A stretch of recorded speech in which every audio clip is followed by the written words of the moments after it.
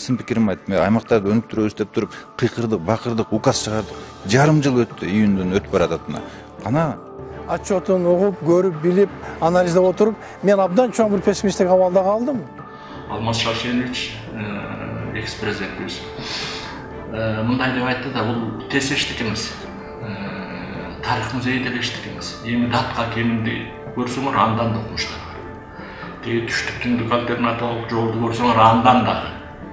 Анан тиги датка кеминдин экинчи линиясын тарткан боюнча карасаңар андан да жаман чоң иштер бар. СИЗО КГНБ не должно превращаться в гостиницу для политзаключенных. Сапар Исаков деле, анан Кулматов, азыркы мына Жантөрө Сатыбалдиев, алар мындай, аларды бир чоң саясий фигуралар деле айтыш кыйын. Азыркы мезгилде мына ички иштер, жеги иштер партиясы алсызданып баратат. Ушундай улуу трибунада туруп кыргызчылык деп байланабыз туура эмес деп ойлоп атам. Кыргызчылык деген бизге шек келет, андай колдонгон болсоңузчу. Кыргызстан коррупцияга малынган мамлекеттердин сап башында турат. Ал эми Кыргызстандын өкмөтү тышкы карызды эл төлөсө деп ойлойт. Эфирде апта көрсөтүүсү. Саламатсыздарбы? Өкмөт башчы Мухаммедкалый Абылгазиевдин баш вазир болгонуна туура 2 ай болду. 2 ай кандайдыр бир реформаны ишке ашырып ийүүгө эрте деңизчи, бирок Абылгазиевдин мурдагы өкмөттө биринчи вице-премьер-министр болуп иштегендигин, 8-7 жылдан бери өкмөттөн чыкпай иштеп келе жаткандыгын эске алганда, ишти шыр баштап кетет деген үмүт болгон. Бирок өкмөт башчы азырынча көрүнөрлүк иш баштай элек. Абылгазиевдин 2 айдагы эң эле эсте калган иши мамлекеттик карызды төлөө үчүн элден жардам сураган эсеп ачуусу болду. Бирок Кыргызстан дүйнөдөгү эң коррупцияланышкан мамлекет экендигин эске алсак, колуна бийликтин 2 тизгин 1 жыл бурун берип, коррупция менен күрөш, экономиканы өстүр деген премьер-министрибиз аларды жасабай туруп элден жардам сураганы кызыктай болот экен. Өкмөт башчы Мухаммедкалый Абылгазиевдин кызматка келгенине 2 ай болду. Бабановдун өкмөт башчылыгынан бери адатка айланган 100 күндүктүн жыйынтыгын чыгаруу үчүн дагы 1 ай бар деңизчи. Бирок өкмөт башчы карызды төлөө үчүн элдин кайыр сураган эсеп ачкандан башка өзгөчөлөнө элек. Акылдуу шаар, санарип өкмөт деген инновациялык долбоорлорду жөн коелу. Президент жарыялаган аймактарды өнүктүрүү жылына байланыштуу бир дагы көзгө көрүнөрлүк иш болбогону айтылууда. Мен негизи эле көрүп, лента кесип жүрмөйгө мен каршымын да. Анан көрөк булар отуруп иштеш керек. Мына биз күтүп атабыз реформаларды. Бир аймактарды өнүктүрүүдө бир азыр пока кыймыл боло элек. Аймактарды реформалоо бир кыймыл боло элек. Ошондуктан эл азыр мындай баягындай эле кыдырмайды эмес, эл астыга жылууну күтөт. Алдыга жылыш керек. Секирик менен жылыш керек. Жарым жыл өттү мынакей жылдын башталганына. Менге сын пикирим айттым. Аймактарды өнүктүрөбүз деп туруп кыйкырдык, бакырдык, указ чыгардык. Жарым жыл өттү, июндөн өтүп барататына. Кана мен өтмөктөн талашты көздөй өтсөм эл күтүп атат, аймактарды өнүктүрөбүз дедилер. Качан келесиңер деп. Бизде саясий бийлик алмашылды, жаңы президент келди. Жаңы президент бир топ декларацияланган сөздөрдү айтты. Айрыкча баягы коопсуздук комитетинде сүйлөгөн сөздөрү, коррупцияга каршы күрөшүү. Бирок кептин баардыгы экономиканы көтөрүү, анан өкмөттүн динамикалык иштеп кетүүсүндө болуп турат. Акыркы жогорку кеңештеги өкмөттүн 2017 жылдагы отчетун угуп, көрүп, билип, анализдеп отуруп, мен абдан чоң бир пессимисттик абалда калдым. Себеби биздин өкмөт дагы эле мурдагыдай эле ошол чакырыктарга туура келген темпте иштөөнүн ордуна дагы көрөбүз, карайбыз. Анан кийин кандайдыр бир баягында бир гипотетикалык убадаларды берип, элдин жыргалчылыгын тим эле кагаз бетинде, кагаз жүзүндө абдан чоң деңгээлге чейин жеткирип аткандыгын өзү эле кече мына жогорку кеңештин өз депутаттары дагы бир топ мындай өзгөргөндүгүн байкатып, бир топ эле абийирин ачып койду десек болот азыр. Мына бүгүнкү өкмөтүбүз азыр өзүнүн бир программасын жарыя кыла элек. Кайсы багытта кандай кылып экономиканы оңдойбуз, түзөбүз деген эме жок. Ал эми мурунку өкмөт болсо коррупция белчесинен батканы айкын болуп калды. Анан мен өзүм мына бул өкмөттө көп иштеген киши катары мен бул жаңы өкмөттү бир нерседен ошо сактангыла деп айтат элем да. Бул коррупциядан. Себептен коррупция тиги эски өкмөттүн коррупциясы бул өкмөткө жугушу мүмкүн да.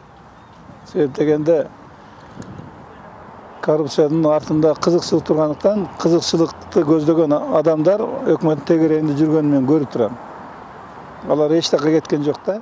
Абылгазиев учурда облустарды кыдырып жүрөт. Нарын облусу менен Баткен облусуна барууга үлгүрдү. Бирок аймактарга барганда кандай маселелер чечилип жатат же мурдагы өкмөт башчылардай гана жерлерди кыдырып, эл менен, иш менен жаңадан таанышуудабы деген суроолор жаралууда. Эске салсак, Абылгазиев премьер-министрликке чейин биринчи вице-премьер-министр болуп так иштеген. Андыктан ишти шыр эле баштап кетиши керек эле. Депутат Исхак Масалиев премьер-министрдин аймактарды кыдырганына эмес, канча иш бүткөнүнө карап баа берилерин айтат.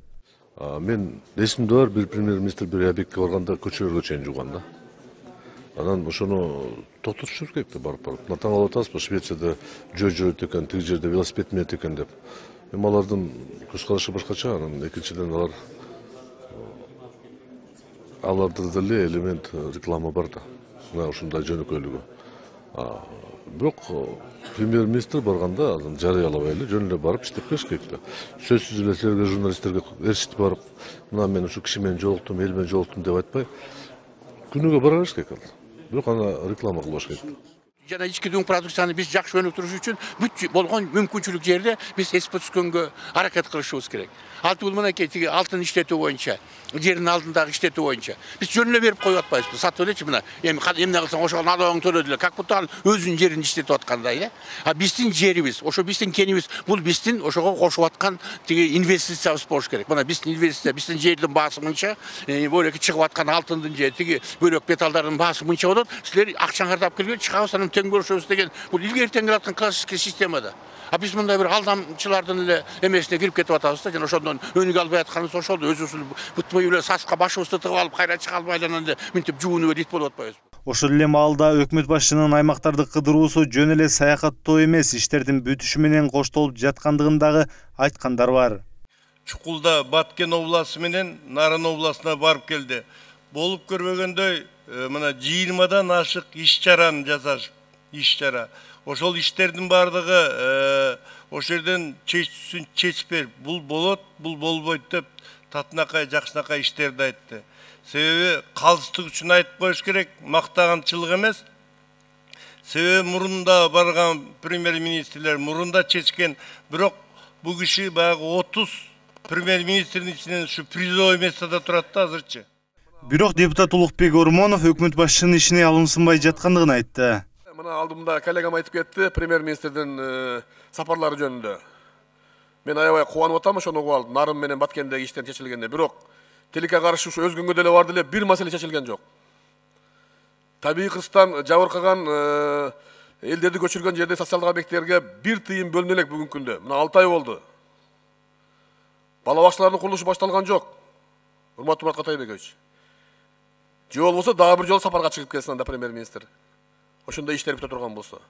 Кыргызстандыктар мурдагы өкмөт башчынын ишке ашпаган түрдүү кыялдарын ого берип, өкмөттүн демилгелерине көп ишенбей калган. Мухаммедкалый Абылгазиев дагы айрым учурда кызыктай демилге көтөрүп жиберүүдө дешет. Алардын бири Кыргызстандын тышкы карызын жабуу үчүн жардам берем дегендерге атайын эсеп ачуу. Коррупция гүлдөп жаткан мамлекетте аны тыйбай туруп, элден кайыр суроону көпчүлүк жактыра бербеди. Эки шот ачылгантат. Мисалы үчүн кээ бир сиздердин коллегалардан сунуш берип атат. Өз каалоосу менен ушул мамлекетке жардам беребиз дегендер да бар. Ошого өзүнчө шот ачып берсеңер деп, аны биз ачып атабыз. Экинчиси жанагы коррупциялык механизмдер менен өндүргөн. Ал жерде мүлкү болушу мүмкүн, каражаты болушу мүмкүн. Жарандардан чогултабыз дейт. Кайсы жарандан чогултат? Бул мамлекеттин алсыздыгы. Өз жарандарынан кайыр сурап жаткандан кийин бул эмне деген мамлекет? Мындай популисттик чакырыктар дайым эле айтылып келген. Тышкы карыз көбөйүп жатат. Келгиле каражат чыгарып жарымын төлөйлү дегендер болгон. Азыр коррупцияга малынып турган мамлекетке ким акча берет? Эртең Кытайга карызды төлөш керек болуп, же жериңди, же гениңди бер дегендей. Тажикстандагыдай кырдаал жаралса, мамлекетке ким акча берет? Ким ишенет азыр мамлекетке? Эгер башка бир кырдаалда фонд түзүлүп, чындап эле акча чогултуш керек болсо, мен деле берүүгө даярмын. Бирок грант менен Насиянын акчасын уурдап алып, анан келгиле акча чогулталы деген туура эмес. Өкмөт башчы Мухаммедкалый Абылгазиев кадр маселесинде дагы чабалдык кылып жаткандыгы айтылууда. Аттары ири коррупциялык чууларда аталып, журналисттердин иликтөөсүнө чыккан Кыргыз темир жолунун жетекчиси Алмазбек Ногойбаев баш болгон бир топ адамдарды дагы эле кызматта кармап отурат. Акыркы конституциялык өзгөртүүлөрдө премьер-министрдин укугу бир топ бекемделген. Абылгазиев ошол укугунан пайдаланып, топ жара алабы же көпчүлүктүн бири бойдон кала береби? Күздө эле билинмекчи.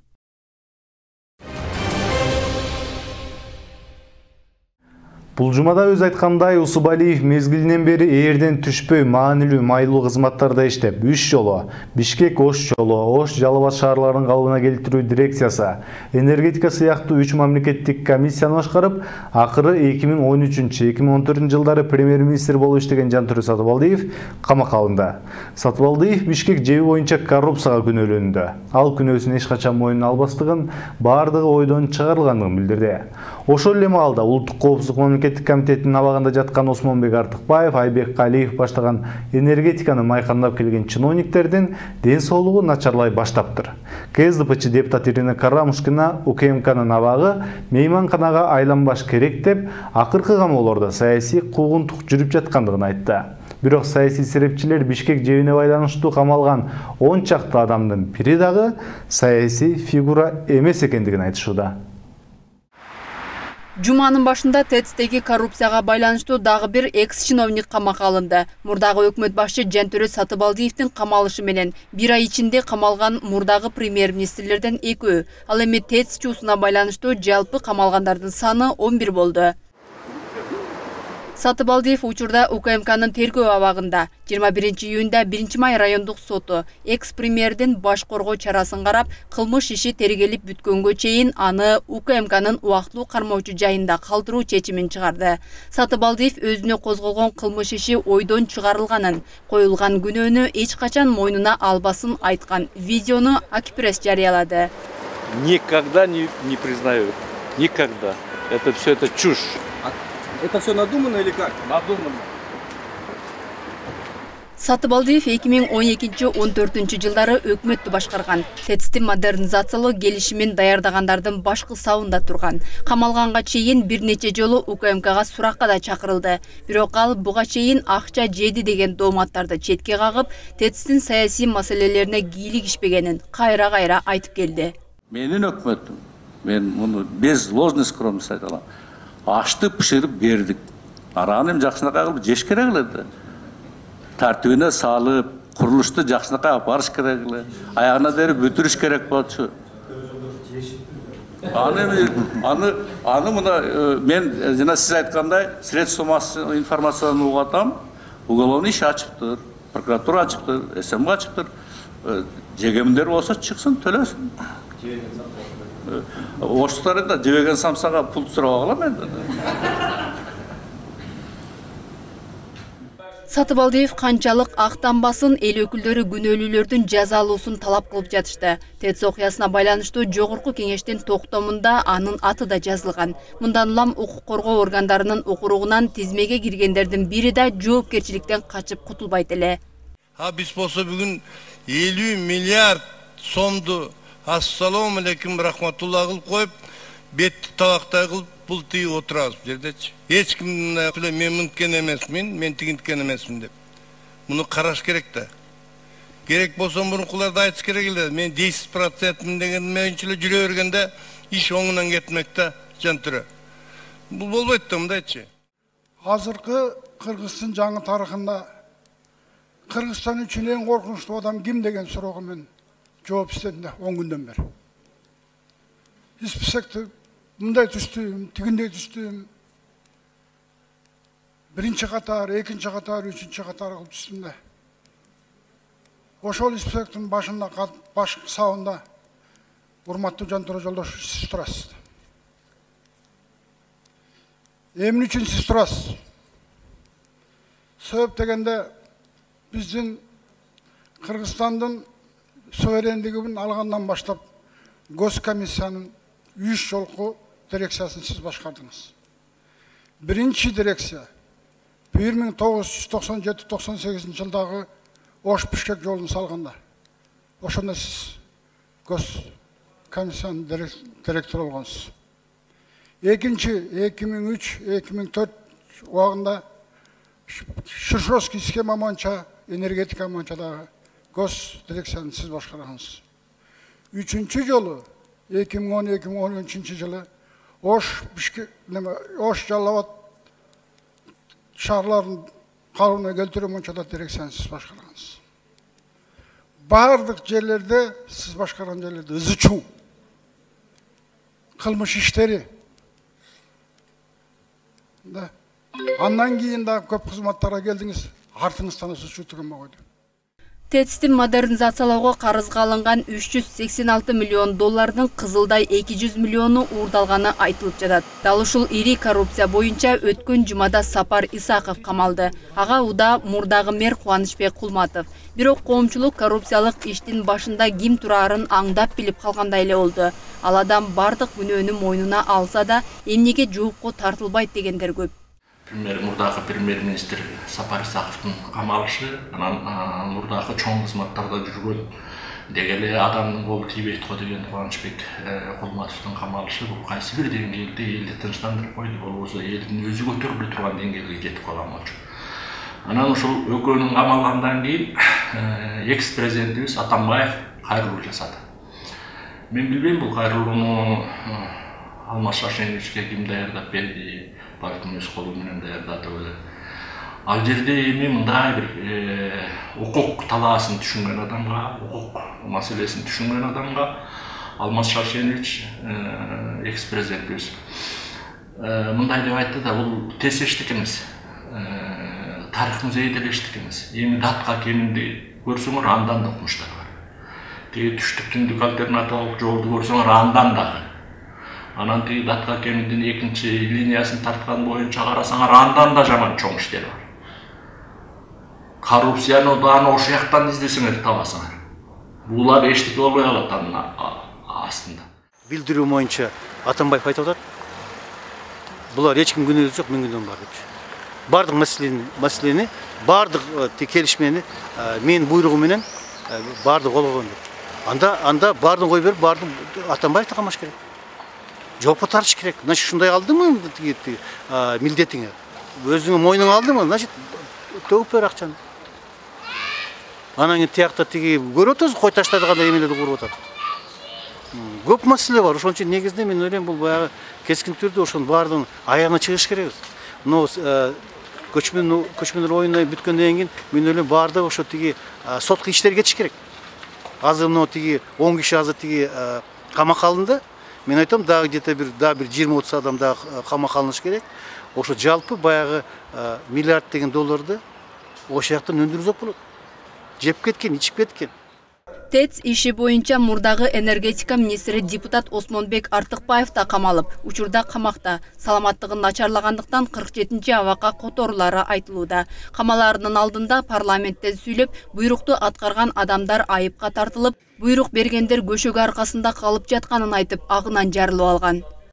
Тилекке каршы бүгүнкү күнү ошол чечкен адамдар жооп бербей, ошону аткарган адамдар күнөө кабыл отурат. Бирок следственный органдар башкалар тактап аныктап, ким негизинен ушул маселени чечти деп чекит коет деп мен ойлоймун. Жанакы Сапар Жумакадырович айтып атпайбы, мисалы үчүн жанакы мен жөн эле жазгам маалымат катары ошол жерде суранып атат. Тапшырма бериңиз министр энергетикага, тапшырма бериңиз Минфинге, МИДке, башка министрликке тапшырма бериңиз деп атат, ушуну аткарсын деп. Ошого ошол тапшырма негизинде башка министрликтер андан ары иш жүргүзүп атат. Мен ушул маалымат алар менен мен ушул өкмөттү информировать этип бул маселени айттым. Кожосов, замминистра финансов, жазып атат. Это потеря устойчивости внешнего долга деп жазып атат. Дагы черным по белому жазып атат. Лавров эмне кылып атат? Кол коюп берип атат. Туурабы? Туура эмес. МИДтин орун басары Бешимов Аскар жазып атат. Потеря суверенитета деп целый ряд замечаний берип атат. Ай, мындай жазылбайт деп. Бул конституцияга карама каршы келет деп. Абдулдаев кол коюп атат. жакшы ошол, туура ошол. Эмне себептен? Себеби айта албайт, сөз кайтара албайт. Кимге сөз кайтара албайт? Премьерге жок. Президентке сөз кайтара албайт. Ошол кезде президентке, Атамбаевка. Атамбаевдин служебный запискасы жүрөт, аткаргыла деп. Камоолор башталганда экс-президент Атамбаев билдирүү жасап, саясий куугунтук болуп жатат деди. Анысын соц тармактардын колдонуучулары шакабага алышты. Саясатчылар камалгандардын биринде саясатчы катары белгилүү адамдар эместигин белгилешип, саясий куугунтук деген Атамбаевчилердин башка аргумент таппагандагы айткан кеби катары кабыл алышты. Жалаң Атамбаевдин кишилери камалып атат деп Атамбаев өзү айтты. Эми Атамбаевдин кишилери бийликте турса ошо кезде. Кимди камайбыз аны? Ошолор бийлигенде. Ошолор келишимдерге кол коюшкан. Ошолор переговорду жүргүзгөн. Ошолор акча таап келген. Анан ошолор именно күнөөлүүбү же күнөөлүү эмеспи аны эч ким айткан жок. Аны айтып атабыз. Аны сот, укук коргоо органдар. Бирок эми ошолор бийлеп атса, ошолор кол коюп атса, анан кимди камаш керек? Сапар Исаков деле. Анан Кулматов, азыркы мына Жантөрө Сатыбалдиев. Аларды бир чоң саясий фигуралар деле айтыш кыйын. Туурабы? Себеби мисалы Жантөрө Жолдошевич канча жылдан бери уже чоң саясатта жок. Туурабы? Сапар Исаков деле ал көз карандысы саясатчы боло алган жок. Баарыбыз түшүнүп атабыз. Ошон үчүн ал чоң деле фигура эмес. Ал оппозициялыктар деле күчтөрдү мына бир жетектеген киши эмес. Ошон үчүн аларды чоң саясий фигуралар, ошон үчүн анын артынан түшүп атат десек, менин оюмча туура эмес. Вот саясий куугунтук деп мына Текебаевди айтыш керек. Туурабы? Ал саясий лидер болчу, бир партиянын, бир фракциянын башчысы болчу. Туурабы? Аны ошол саясий куугунтук деп ушундай нерселерди айтат. Саясий куугунтук деп баа бериш үчүн 2-3 негизди себептер болуш керек да, кайсылар. Биринчиден, азыркы бийликке Сапар Исаков өзүнүн каршы ойлорун айтып, ошо бийликтин кемчиликтерин көзгө сайып көрсөтүп, анан ал тургай мүмкүн пикет уюштуруп, мынакей мыйзамсыз иштерди кылып атасың деп. Же ушул бийлик коррупцияга малынып калды, мына силер коррупционер болуп калдыңар деп Сапар Исаков ошолорду сындап, ошо сындалып аткан саясатчы менен кылмыш жоопкерчилигине тартылса, мына ошону саясий куугунтук десек болот. Бул биринчиден. Экинчиден, бул жерде эми ТЭЦ-теги маселе боюнча аны кылмыш жоопкерчилигине тартылып атат да. Ал жерде тетирисинче Сапар Исаковду өзүн коррупциялык аракеттерди жасаган деген күнөө коюп кылмыш жоопкерчилигине тартып атат. Ошон үчүн муну саясий куугунтук деп айтканга таптакыр жатпайт да. Анткени кайсыл иште саясат менен байланышпай, урдоо, пара алуу же башка бир кылмыштар жасай турган болсо, аны саясатка аралаштырган туура эмес да. Коррупцияга каршы президент баштаган күрөштүн сыйыртмагы биринчи кезекте өзүнүн мурдагы партиялаштары КСДПнын активдүү мүчөлөрүнө салынууда. Акырындап ушуга чейин аты аталбай келген чыныгы күнөөлүү адамга кадам жакындап барат. Коомчулукта көчмөндөр оюнунан кийин камоолордун армиясы дагы толукталып, алардын арасында негизги адамдар да болушу мүмкүн деген сөз жүрүүдө.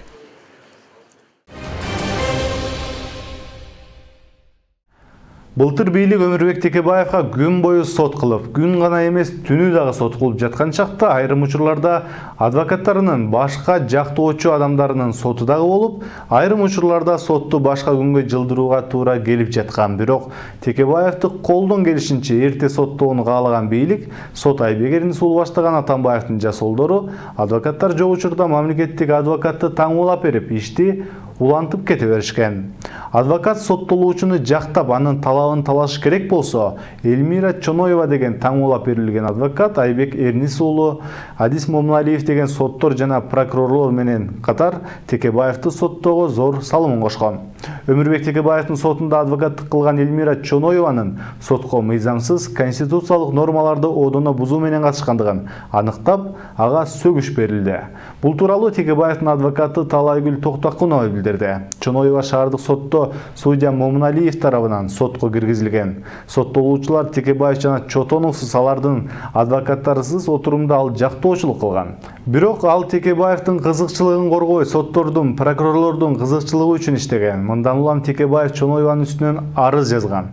Мындан ары анын адвокат болуп иштегенге моралдыкта, юридикалыкта укугу жок, деди Токтакунова. Ошондой эле ал Чоноеванын мыйзамсыз адвокаттык кылгандыгын аныкталып, ага сөгүш гана берилип калганына макул эместигин белгилейт. Чоноеванын мыйзамсыз сотко катышкандыгы бул өкүмдүн өзү туура эмес чыккандыгын түшүндүрөт. Бул дагы жаңачылган жагдай болуп эсептелет. Андыктан ал айымга сөгүш берилгенине макул эмеспиз. Биз анын адвокаттык лицензиясынын алынышын талап кылабыз. Башкы прокуратурага дагы анын үстүнөн иш козголушун суранып кайрылып жатабыз, деп кошумчалады Талайгүл Токтакунова. Белгилей кетсек, Текебаевдин иши сотто каралып жаткан чакта күн сайын эртеден кечке коюлган соттук отурумдардын айрым күндөрүндө анын адвокаттары келе албай калган учурлар болгон. Ал эми Элмира Чоноева мамлекеттик жактоочу катары Текебаевдин укугун коргоого берилген. Ага Текебаев каршы болгонуна карабай, шаардык сотто жалгыз анын катышуусунда өкүм чыккан. Комиссия по этике адвокатуры Өмүрбек Эркеш Текебаевдин арызын карап туруп, Чоноеванын Бишкек шаардык соту Момуналиевдин киргизип, Текебаев, Чотонов, Сус алардын адвокаты жок өкүм чыгарганын туура эмес деп табылды. Бул Чоноеванын ошол сотко катышканы бардык мыйзамдардын удуну бузулуу менен катышкандыгы белгиленип атат.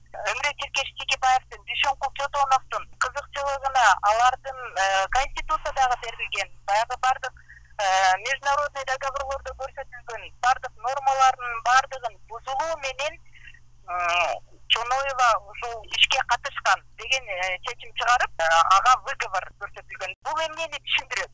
Эгерде Чоноева адвокат катары туура эмес кирсе, Өмүрбек Эркеш менен Дүйшөнкул Чотоновдун кызыкчылыгы туура эмес колдонулуп жаткан болсо, бул өкүмдүн өзүнүн туура эместигин түшүндүрөт.